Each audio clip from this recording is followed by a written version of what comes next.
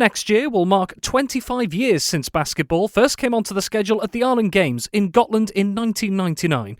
But 12 months before that will be the chance for the Isle of Man to make its mark in the sport before it hits that important milestone. The Isle of Man will be fielding both men's and women's teams for the competition this year. The teams have now known for some time who they'll face in the group stages of the Games, and both in their respective groups face the exciting challenge of taking on the hosts, Guernsey, in their opening matches. Whilst the nation they both face is the same, there may well be some different objectives for the Manx athletes throughout the course of the Games. So what are they, and how optimistic are they feeling about their chances of being amongst the best in 2023?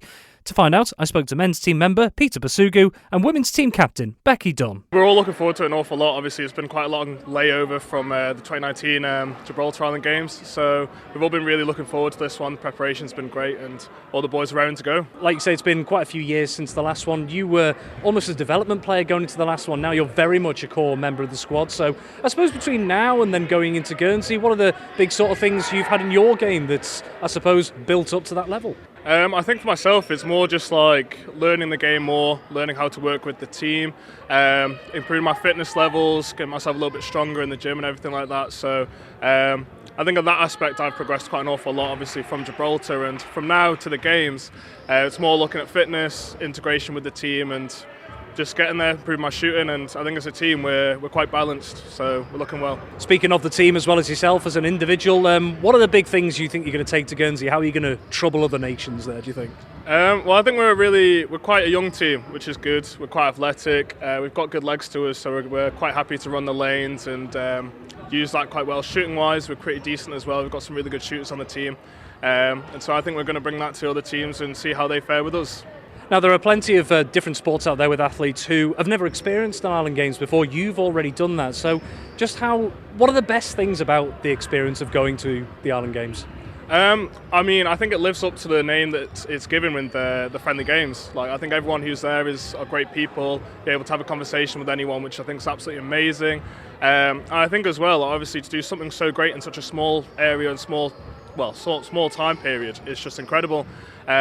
And I think obviously going back to back and days where you're playing game after game after game, it's just a great feel, and it brings you together as a team, as sort of like a brotherhood or a sisterhood, so to speak. And I think that's great for anyone to experience.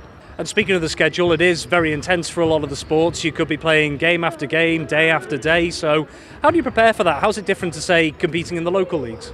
I think it's a lot harder to prepare because obviously local leagues you're playing about once a week, you're training maybe once or twice a week as well. Whereas to go back to back it's quite a hard task.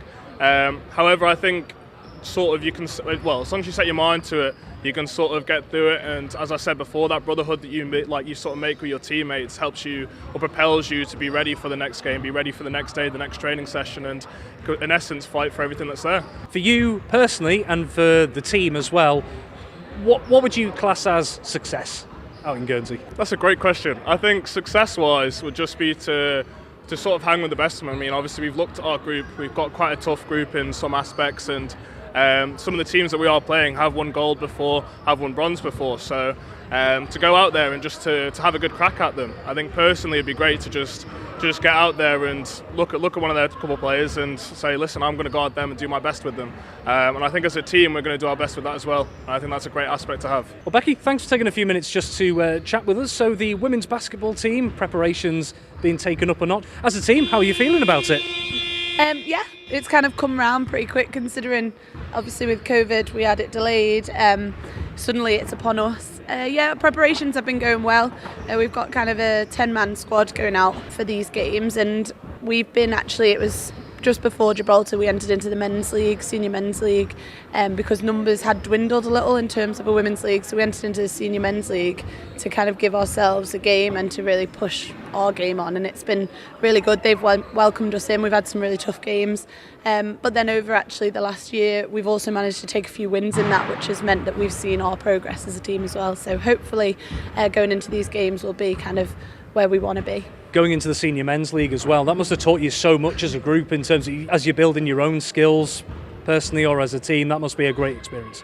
Yeah, it's definitely an experience sometimes. You know, there's some aspects in those games when you look at scores, maybe it looked like we took a bit of a beating, but actually if you took away maybe height or actual just difference in physicality, the games could have been quite a lot more even, but it's definitely given us a new dimension to our game. So, you know, where we would normally, if we played women, have some taller players, would be able to pop the ball inside.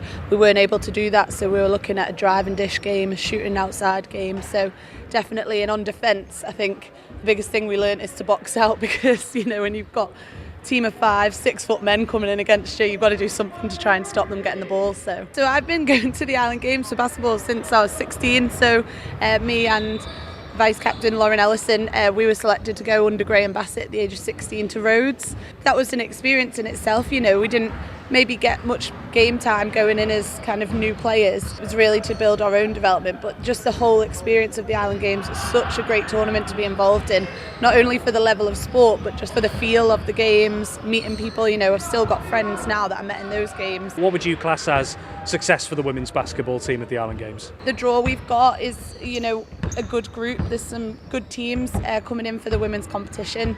We've pulled Guernsey, which is always going to be tough. You know, they've beaten us in the past. The last games we beat them, so it's kind of could go either way. And obviously they'll have the home crowd, which I know will be amazing. You know, they'll pull a big crowd.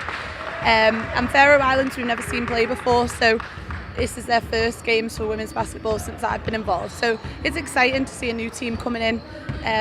We are hoping that we can, you know, put up some good matches, maybe take 1 or 2 wins that'll then put us in contention to get a medal, whether that be kind of silver or bronze. But it's just all about, we're just going to take it game by game and, you know, see where we can get ourselves and put ourselves in the best position. Thank you for having the stamina to make it to the end of the Manx Radio Sportscast. You're clearly someone who has their eye on the ball at all times. Want to hear more about the latest sporting news across the Isle of Man and much more? Then might I recommend you take the plunge and subscribe to this series or a wide range of Manx Radio podcasts at your favourite podcast provider, so that, in a flash, all of our finest moments take a winner's place on your smartphone. Thank you.